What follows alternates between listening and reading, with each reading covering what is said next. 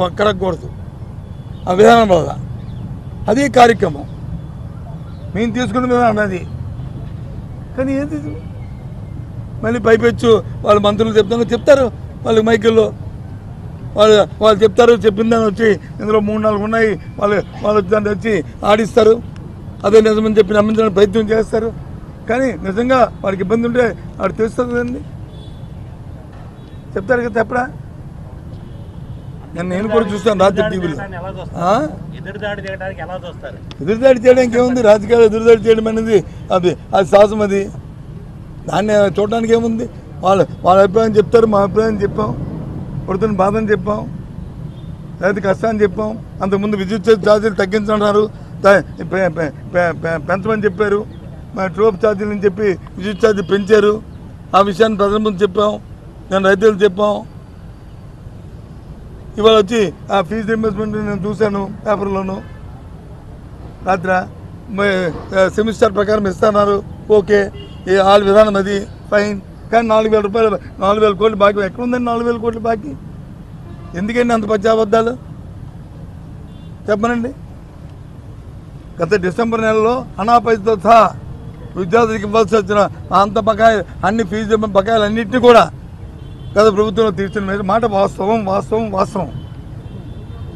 ఆ తర్వాత మళ్ళీ ఫిబ్రవరి నెలలో మళ్ళీ 2వ త్రైమాసికం ఇద్దాం అనుకున్నప్పటికీ ఎన్నికల నేపథ్యం వచ్చింది, నోటిఫికేషన్ వచ్చింది, ఇంక ఇవ్వలేకపోయాము. అది పెండింగ్ ఉంది. దాని తర్వాత ఎన్నికలు వచ్చాయి, అది పెండింగ్ ఉంది. ఆ తర్వాత ఈ ప్రభుత్వం వచ్చిన దగ్గర నుంచి ఇవ్వడం మానేసింది. అంటే తగ్గితే సంవత్సరం పాటు ఫీజు రీయింబర్స్మెంట్ ఇవ్వలేదు. అందుకని బకాయిలు పెరిగాయి. మొన్నటి రోజున ఇచ్చింది ఎప్పుడు ఏది ఇచ్చారు? ఈ ప్రభుత్వం వచ్చిన తర్వాత మే తర్వాత వచ్చిన ఏదైతే క్వార్టర్ ఉందో ఆ క్వార్టర్ ఉంది రిలీజ్ చేశారు. అంటే ఇంకా 3 క్వార్టర్లు మిగిలి ఉన్నాయి కదా, దానికి వచ్చి 4,000 కోట్లు అబద్ధాలు ఎందుకండి? ఈ వాస్తవాలు ఇవి. కాబట్టి నిజాలు మాట్లాడుకొని ప్రజలకు ఏం కావాలో ఆలోచన చేసుకుని చేయడం మంచిది. ఏమైనప్పటికీ ఇవాళ అంశం ఏంటంటే మా నాయకుడి తాలూకా పద్ధతికి మీద మాకు ఆందోళన ఉంది. ఆ ఆందోళన గవర్నర్ గారి దృష్టికి తీసుకొచ్చాం. వాంటెడ్లీ ఈ ప్రభుత్వం అవి ఇతర చేసి నిన్నటి రోజున జరిగిన పరిణామాలు చేసి ఇబ్బందులు పెట్టాలనే పరిస్థితిని కల్పిస్తుంది. మాకు ఆయన భద్రత మీద మాకు అంత కాబట్టి దాని మీద కొనడానికి వచ్చాం.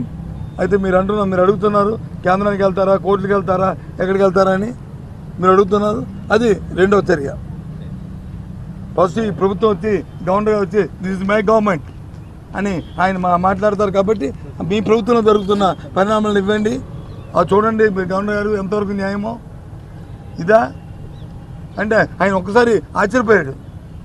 హౌ కెన్ విత్డ్రా అని, దిస్ ది సిచ్యువేషన్ అని చెప్పాం. యూ ఆస్క్ యువర్ పీపుల్ అండి, యువర్ ఆఫీసర్స్ అని. ఇది అవసరం. కాబట్టి ఈ విషయాన్ని మీ ద్వారా రాష్ట్ర ప్రధానికి కూడా తెలియజేస్తున్నాం. ఈ రాష్ట్రం తాలూకా పరిపాలన ఏ విధంగా ఉందో ఆలోచన చూడమని చెప్తున్నాం. ఏ విధంగా కక్షపూర్తంగా చేస్తున్నారో చెప్తున్నాం. ఇలాంటి చర్యలు మళ్ళీ మంచిది కాదు, పునరావృతం కాకూడదు అనేది కోరుకుంటున్నాం.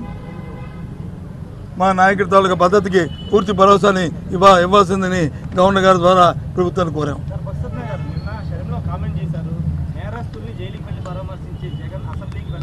సార్